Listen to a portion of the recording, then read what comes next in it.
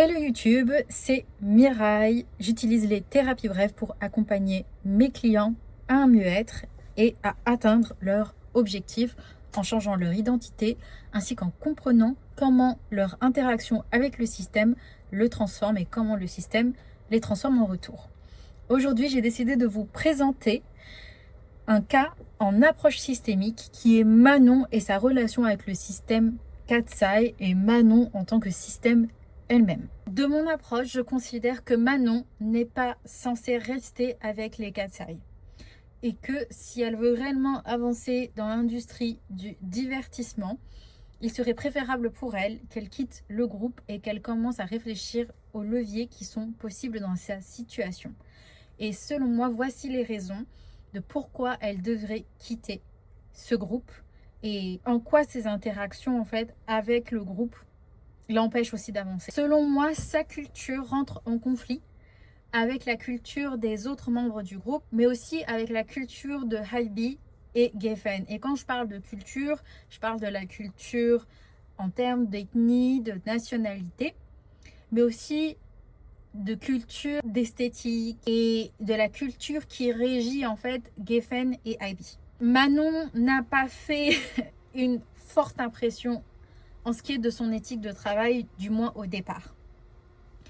Tout ça parce qu'elle vient d'une culture qui encourage un certain équilibre vie pro, vie personnelle et qui évite d'encourager le surmenage, ce qui n'est pas le cas dans la culture sud-coréenne et aussi chez les Américains. Et même si elle a démenti et il y a eu des bruits de couloir qui pèsent sur le fait qu'elle prend des notes, qu'elle vise à s'améliorer et qu'elle en fait 2 fois plus maintenant que les autres parce qu'elle est noire, même si je considère qu'elle est métisse, ça n'a pas pu effacer ce qui s'est passé, même si c'est scripté. Elle n'a pas un rapport au travail et à la souffrance identique aux autres membres du groupe. Que ça soit Yoonchae, Sophia, même Megan ou Lara, chacune d'entre elles, chacune de ces personnalités ont déjà évolué plus ou moins avec le monde du showbiz, avec le monde de la musique ou en compétition. Que ça soit surtout pour Daniela qui a fait de la danse et qui apparemment a été en contact avec Tess McRae dans le passé. Pour ce qui est de Lara, elle compose. Et ça n'a rien à voir de juste chanter ce que l'on te propose et composer. Et en ce qui est de Yoonchae, elle était préparée pour être dans un groupe de K-pop, dans un groupe coréen, donc dans un système qui était déjà très strict. On voit avec ses interactions avec le public, surtout en ce qui est de ses interactions avec la communauté LGBTQA+, qu'elle interagit différemment des autres membres du groupe parce que dans sa culture et dans la nation dans laquelle elle évoluait, cette communauté-là n'est pas aussi bien respectée, n'a pas autant de pouvoir qu'aux États-Unis et qu'en France et dans d'autres pays occidentaux. Dans les cultures asiatiques, c'est très encouragé de se surmener, c'est très encouragé de faire plaisir au patron, de même veiller jusqu'à hyper tard. Quelque chose qui lui a desservi, c'est que quand elle a regardé l'emploi du temps et qu'elle a vu les heures auxquelles elle devait se lever, ces emplois du temps-là, beaucoup d'artistes se sont habitués et bien que l'industrie soit toxique, elles ne sont pas à un stade où elles peuvent décider de se rebeller, décider de comment gérer leur emploi du temps. Elles sont sous Hybe et Geffen. Et la plupart de ces groupes-là, l'emploi du temps d'un groupe de K-pop, il est très rythmé, très structuré. Tu n'as pas le temps pour te reposer. Et même, tu ne peux pas aller voir ta famille comme tu le veux. Et elle, on lui a déjà proposé même des aménagements pour qu'elle reste. Malgré tout, ça ne suffit pas parce qu'on voit bien qu'elle tombe le plus souvent malade. Et ça n'enlève rien en effet à la qualité de son travail, mais on n'est pas encore dans une ère où on encourage en fait cet équilibre vie pro, vie perso. Bien que par exemple j'applique le design à la numérologie, à comment je gère mon entreprise, à comment je me présente, eh bien c'est très différent. Ça ne peut pas, ce que je fais ne peut pas s'appliquer à une industrie comme l'industrie musicale, entre guillemets. Ou en tout cas, moi je savais que si je voulais être une artiste, je ne pourrais pas suivre le rythme parce que si tu ne te dépêches pas de sortir des sons, si t'es pas omniprésente comme les Twice, tu peux pas survivre dans cette industrie. Ça n'est pas une industrie où ton rythme personnel est forcément respecté. Il y a des personnalités comme peut-être Adele qui elle aussi est manifesteur comme moi, mais tout le monde n'a pas la même notoriété et pouvoir d'action qu'Adele ou Miley Cyrus. Et moi je sais pas quel est le profil de Manon. Je sais que c'est une cancer, et qu'elle est pionnière, elle sera peut-être pionnière justement dans cet aspect où on essaie d'équilibrer sa vie pro, sa vie perso et sa santé mentale. Mais là, à l'heure qu'il est, elle n'a pas suffisamment de pouvoir parce que les autres membres, elles, ont légiféré, accepté la souffrance qu'elles ont vécue et en fait, elles ont trop payé, trop sacrifié pour ne pas renoncer en fait au système qui est là en place, même si elles ont souffert quand elles étaient à Coachella et tout. En fait, elles ont trop sacrifié, elles ont mis trop d'efforts pour accepter de perdre. Et c'est ça qui fait qu'il y a friction. Selon les autres membres du groupe, Manon ne veut pas autant se battre pour la notoriété qu'elles le veulent. Et c'est pour ça aussi que je considère qu'il n'y a pas d'amitié dans ce groupe. Et il n'y a pas d'amitié dans beaucoup de groupes. Tout le monde n'est pas fait pour être ami avec ses collègues. Parce qu'il faut quand même le souligner qu'elles viennent d'un show où on les a mis en compétition. Et en très peu de temps, elles ont dû construire cette sororité. Il ne faut pas comparer ça à des groupes qui sont déjà établis comme les Twice. Même les Twice, je soupçonne que ça n'a pas été comme ça. Ce qui fait qu'il y a une vraie cohésion de groupe aussi aujourd'hui. C'est que les filles l'ont voulu. Mais aussi, il y a des vrais leaders qui étaient déjà dans l'industrie depuis longtemps, qui savent ce que ça coûte, comme Nayeon ou Jihyo, qui font que ça reste. Et en fait, ces groupes-là, des fois, il faut parfois sacrifier. Malheureusement, c'est la vision qui est proposée, ces intérêts individuels pour les intérêts du groupe. Et comme elle a une culture où elle est issue de culture où on favorise quand même une certaine individualité aussi, ça ne colle pas au système sud-coréen qu'Aibi promeut. Même si Aibi a investi, je veux bien l'entendre, pour qu'elle soit dans le groupe. Il n'y a pas cette permissivité des valeurs. Donc les autres membres, elles, sont habituées à souffrir pour réussir. Elles savent qu'il y a un équilibre vie pro, vie perso, qui n'est pas stable ou qui n'est pas assuré en début de carrière ou quand tu dois te construire une certaine place. Et elles ne se sont pas aussi autorisées ce droit-là parce qu'elles ont été conditionnées comme ça. Et Manon a été conditionnée différemment. Donc déjà là, il y a une impasse. Ensuite, il y a le R. Manon, selon moi, n'était pas censée avoir autant de notoriété. C'était pour moi un atout marketing pour dire, hey, dans ce groupe, sous système de K-pop, on peut intégrer une personne noire ou une personne qui a du sang noir, une descendance noire. Ah, des ancêtres noirs. Mais regardez aussi le type de noir qu'ils acceptent dans ce groupe-là. C'est une métisse. C'est pas une noire comme Fatou. C'est pas une noire comme Hollandria. Même si tu es issu d'une minorité, tu es accepté en tant que minorité si tu rentres dans les standards de beauté et ta notoriété n'est pas plus grande que le groupe. Et si on distingue, il y a vraiment que 2 membres qui n'ont pas vraiment d'Asian ancestry, de lien, de sanguin avec l'Asie, c'est Daniela et Manon. Toutes les autres, elles sont d'Asie du Sud ou de Chine. Voilà. Et si il fallait qu'il y ait une des deux entre Daniela et Manon qui ait une notoriété, il fallait que ça soit celle qui est plus blanche, la plus blanche en fait. Ça dérangera dans le futur à Aibi la notoriété de Manon. Parce que qu'on se le dise ou pas, à la fin de la journée, Aibi, ils sont sud-coréens et les Coréens, ils nous l'ont montré ces derniers temps, ils aiment pas spécialement les étrangers. Ensuite, c'est pas un groupe global Katsai, c'est un groupe sous Aibi, donc elles sont sous le système sud-coréen. Elles sont pas dans un système où elles sont comme chez les Little Mix, elles sont comme les Fifth Harmony. C'est vraiment un autre système. C'est un système où il faut que tu adhères aux standards coréens pour rester. Et Manon n'adhère pas. Oui, elle est fine. Oui, elle est très belle, mais à bout d'un moment, ils vont bien lui demander de se blanchir. Ils vont bien lui demander de rester soumise, de parler peu. Et ça, on va le voir dans les autres slides. Comme il y a tous ces facteurs qui font qu'elle n'est pas dans un environnement sain et qui font qu'à un moment donné à un autre, elle sera persécutée, pour moi, Manon ne doit pas rester dans ce groupe. Vient ensuite la différenciation de Katsai sur le marché face à d'autres groupes, et ce qui fait que ce n'est pas bon pour Manon de rester. Sur cette slide, j'ai mis les Say Now à droite, au milieu les Girl Set, et puis en bas j'ai mis les Flow, et puis on a Katsai. J'ai fait exprès de choisir les Katsai, Vialera, Gabriella, parce que c'est à ce moment-là qui, je pense, IB ont dû se dire que ça pouvait pas tenir ce branding. Pourquoi? Parce que dans cette image de Gabriella, très sultry, avec des qualités vocales incroyables, ça ne surpassera pas ce qui est déjà sur le marché. En termes de vocal, en termes de singularité, d'identité visuelle et du côté un peu plus R&B, soul, les flows se distinguent fortement là-dedans. En plus, là, avec Lick, on voit déjà qu'elle se lance un peu plus aussi dans la danse.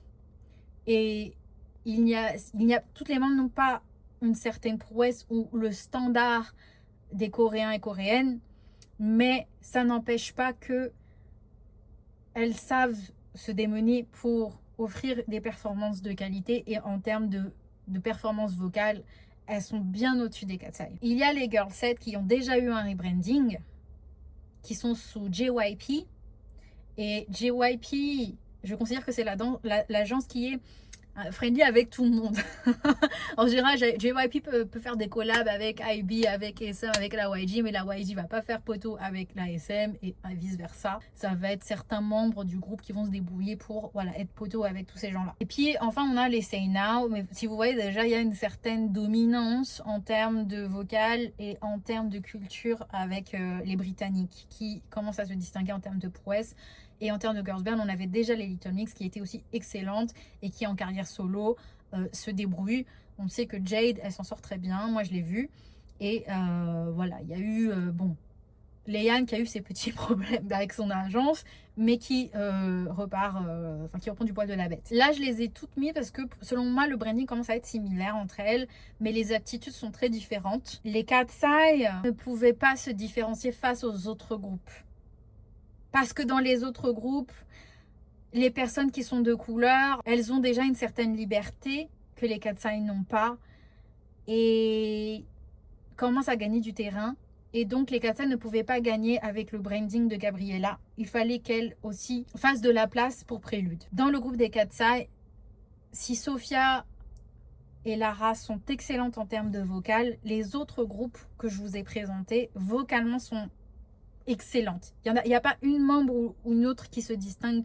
Enfin, elles ont des couleurs, des tonalités très différentes entre elles, mais vocalement et même rythmiquement et en termes de danse. Mais par exemple, chez les Girl Set, puisqu'elles ont été aussi sous un système sud-coréen, même si elles étaient en groupe VCHA au départ et qu'elles ont fait un rebranding, ça commence voilà, à y avoir une rivalité qui ne rend pas service à Katsai. Et c'est pour ça que selon moi, les Katsai sont partis dans un branding type Norly, type Internet Girl, Pinky Up, parce que de ce fait, elles pouvaient garder leur place sur le marché de groupes sous un système coréen, mais avec une image plus décalée, plus fun, complètement crazy. Et donc, sortir de la niche où vont maintenant se disputer les Girl Set, Say Now et les Flow. Qu'est-ce qui fait que les Katsai étaient obligés d'être sabotés? Bah, c'est ce qu'on appelle le brand cannibalism. Je vais prendre pour exemple MG Entertainment. Si vous adorez les poupées, vous savez de quoi je vous parle. Avant de faire ce compte-là, tout le compte Mirai Raon Humaniste, moi je faisais du make-up et j'étais très inspirée parce que j'ai été dans le marketing du luxe, j'ai été très inspirée par la franchise Rainbow High parce qu'en plus c'était des étudiantes qui étudiaient dans le luxe, qui étaient en compétition, qui avaient des challenges et tout, et moi j'ai été dans ça, j'ai été formée comme ça aussi. Et MGA a plusieurs marques, ils ont LOL Surprise, les Rainbow High et les Bratz. Les Bratz ont fait leur comeback récemment. Et les poupées ont repris les articulations qui étaient de base au Rainbow High. Et les Rainbow High n'ont quasi pratiquement plus d'articulation, mais aussi ont été un peu infantilisées ou réadaptées à une démographie beaucoup plus jeune. Ce qui fait que MGA a réussi à garder ses segments de clientèle. Ou en tout cas essaye, parce que moi personnellement ça n'a pas marché sur moi. Autant j'adore les poupées Bratz, autant les nouvelles elles sont magnifiques, mais autant j'en ai pas racheté, parce que moi j'étais vraiment tombée quand même amoureuse de la franchise Rainbow High. Et qu'est-ce que se passe là du coup avec IB? C'est que IB et Geffen ont un froid, et je soupçonne que Geffen va se servir de prélude pour faire de l'ombre à IB, à la collaboration entre IB et Geffen. Et c'est une situation qui se répète comme avec New Jeans et les Elite. C'est-à-dire que c'était un peu le bébé, quoi. New Jeans, vraiment la poule aux œufs d'or. Et Elite a été créé pour faire de l'ombre et reprendre le segment de clientèle de New Jeans, parce que les New Jeans, elles ont été un peu salies avec leur loyauté envers Mini Jean. Et là, comme IB et Geffen n'arrivent pas à s'entendre, comme IB veut garder Manon, mais Geffen ne veulent pas, Geffen, via Prélude, vont pouvoir faire ce qu'ils voulaient faire de base. Ils ne voulaient pas lâcher Lexi, ils l'ont récupéré. Ils ne voulaient pas lâcher Emily est de retour, et puis il y a Samara.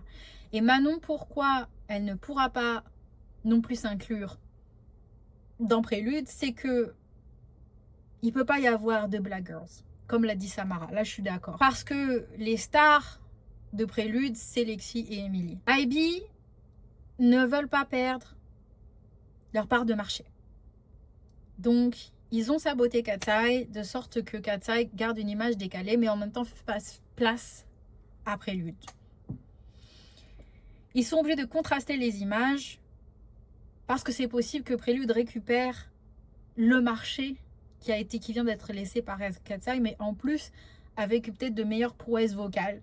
Un groupe où vraiment vocalement, et même en termes de chorégraphie, et même en termes d'exigence et de vision du travail et de l'effort, c'est quasi identique. Et puis aussi, visuellement, elles font toutes la même taille aussi. Donc, il n'y aura pas de disparité. Le truc des Katseye, c'est qu'il faut qu'elles soient suffisamment décalées et qu'elles savent se démarquer des groupes qui sont déjà sous la IB. Et pour moi, c'est un mécanisme très populaire, ce brain cannibalism. Si les filles ont tout aimé Narly, je suis pas sûre qu'elles soient très chaudes pour tout ce qui s'ensuit. Mais encore une fois, Manon, elle, est plus vocale sur ce qui la dérange, je soupçonne. Et les autres filles ont une vision où elles ont vraiment accepté de se sacrifier. Donc, elles ne voudront pas, on va dire, être en opposition avec la direction de IB et Geffen. Qu'est-ce qui fait que Manon représente vraiment un problème pour IB et Geffen? C'est qu'elle est plus grande que le système. Elle a une fanbase extrêmement grande, une fanbase très vocale, très engagée, et une fanbase qui la défend. Et en fait, elle n'était pas censée être aussi puissante. Elle était censée être un atout marketing qui attire du public, qui ramène de l'argent, mais elle n'était pas censée être plus grande que Daniela. Et je vous dis pas ça en termes de moi je déteste Manon, parce que pas du tout. Moi je l'admire beaucoup. Mais il faut comprendre et regarder la situation selon d'où viennent chaque protagoniste, en particulier Geffen et en particulier IB. Et dans leur culture, tu ne peux pas être aussi vocal. Tu ne peux pas prendre autant de place. Si tu es aussi d'une minorité, tu ne peux pas faire de l'ombre à ceux qui sont blancs et à ceux qui sont coréens. Et là, je vous ai montré 3 filles, mais j'aurais pu mettre Alex de Rania, j'aurais pu mettre tellement d'autres personnes, mais ce sont celles qui ont une aura très puissante et qui ont lutté face à la direction et qui se sont fait punir que j'ai choisi. Et si vous remarquez, la plupart ont quand même une habitude, une culture un peu américaine, un peu pas individualiste quelque part, et qui est assez ancrée dans la défense de leurs droits. Par exemple, Jessica Jung, même si tout le monde veut dire que c'était pas une des membres des SNSD la plus exceptionnelle, ça se ressent qu'il manque quelque chose dans les harmonies vocales des sons des SNSD. Ça se remarque que bon, Tiffany, bien que je l'apprécie, elle n'égalera pas les prouesses vocales de Jessica. Jessica, visuellement, oui, elle rentre dans les standards de l'ASM. Et oui, quand on lit son livre, mais même quand on la regarde et quand on l'écoute, on sait qu'elle a été favorisée par la SM Entertainment. Et que sur beaucoup de points, elle représentait bien la SM. Mais ce qui a fait que elle représentait une menace, c'est un peu comme dans le cas de Manon, où sa présence en solo pouvait éclipser les intérêts du groupe, la cohésion du groupe. Parce que dans un groupe, tout le monde doit y avoir une égalité, ou du moins aussi une certaine équité. Et elle menaçait cet équilibre. Donc elle a été évincée. Et pourtant c'est dommage parce que quand elle a été évincée, elles ont toutes eu... Il y a eu une multiplication des projets solo chez les SNSD. Pour ce qui est de Danielle, Danielle, ça a été celle qui s'est un peu fait virer quoi, par la ABI. Parce que ça a été la plus vocale à défendre le groupe et quand même à lutter contre les executives. Et moi, je pense pas que sa culture y est pour rien. Et enfin, pour Fatou, en fait, il lui est arrivé le même schéma toxique que ce qui arrive à Manon et que ce qui est arrivé à Alex, qui était l'ancêtre des Black Swan, qui était chez les Rania, qui avait déjà eu un rebranding d'ailleurs. Pour moi, Fatou a été utilisée comme un atout marketing. Elle s'est pliée au jeu, elle parle coréen, elle chante en coréen, ce qui est très différent de Manon. Elle est la leader des Black Swan, donc vraiment une position où beaucoup de respect et un vrai sens du leadership. Et pourtant, on a voulu la faire taire parce que au bout d'un moment où elle a été sabotée et où une de ses membres s'est montrée raciste avec elle et qu'elle n'a pas voulu comply, qu'elle n'a pas voulu feindre l'amitié, la sororité, elle a été punie. Et cette membre qui était brésilienne, encore une fois, c'est toujours le même problème avec le R, c'est-à-dire que quand tu es une minorité et qui est soi-disant pas de la bonne couleur de peau, on ne s'attend pas à ce que tu sois vocal et à ce que tu te défendes. Et dès que tu te défends, tu poses problème. Parce que ce n'est pas ce qu'on attend de toi. Voici pour moi les portes de sortie de Manon. Et qu'elle a très bien fait, c'est se créer un réseau et des relations. Les gens l'ont critiqué quand elle était proche là de Kid Laroi, qu'elle est partie faire poteau avec Pink Pantheress et Harry Spice. Manon n'est plus faite pour être en solo parce que son aura la surpasse. Et surpasse une entité de groupe. Moi, je lui souhaite pas de se rajouter un autre groupe parce que quand tu rajoutes aussi un nouvel élément, ça reconfigure le groupe. Et ça peut briser une cohésion qui avait déjà un peu. C'est ce qui s'est passé avec les Tiara, si vous vous souvenez. Quand Hwayang a été ajouté, ça s'est bien passé quand Harum a été ajouté, mais pas quand Hwayang était là. Et en plus, sa soeur jumelle aussi en a rajouté une couche. Manon a plusieurs fois où on voyait qu'elle a une vraie relation avec ses fans, qu'elle veut démentir. Et ça pose problème aux compagnies qui, elles, sont habituées à des idoles qui, suit la trame. Et comme elle est plus grande que ce système sud-coréen de groupe, elle ne peut pas rester. Parce que là, l'environnement est de plus en plus hostile pour elle. Sa dynamique avec les filles va devenir de plus en plus hostile. Pour IB, ça peut représenter une perte d'argent de maintenir une membre qui ne veut pas suivre les directives. Et pour Geffen, eux, ça les arrange parce que de toute façon, ils ont prélude après, ils vont lâcher Katsai comme ça. Ce que je suis en train de dire, ce n'est pas que Manon, c'est un vrai boulet. C'est ce que je vous explique, c'est que c'est comme ça que voient les entreprises Katsai et Manon. C'est pas comme des humains, c'est comme des produits. C'est comme des produits à vendre. Ce sont des images qu'ils ont construites. Et si tu ne veux pas suivre l'image, la trame, ils se débarrasseront de toi. Mais ils n'arrivent pas à le faire avec Manon parce que Manon a une communauté assez solide, quoi. Parce que Manon est bien visible. Parce que si tu fais quelque chose, un mauvais traitement, Manon subit un mauvais traitement, elle est visible. Et ça se voit, et en plus elle est vocale. Donc tout ce qu'il ne voulait pas révélera en fait la toxicité du système. Et là en plus, ce que je vous ai montré, c'était pas qu'avec des femmes noires, c'était des femmes qui sont quand même métisses et qui ont une ethnie coréenne, qui ont une maman ou un papa coréen, et qui se font maltraiter quand même. Parce que ils sont en dessous des autres Coréens, quoi, qui ont 2 parents de la même ethnie. J'espère que cette vidéo vous a plu. Si vous êtes intéressé par l'approche systémique et que je voudrais bénéficier de mon analyse et de mon expertise sur le sujet, n'hésitez pas à réserver un accompagnement en transformation brève avec moi. Tout est dans mes liens. Et merci d'être resté jusqu'à la fin.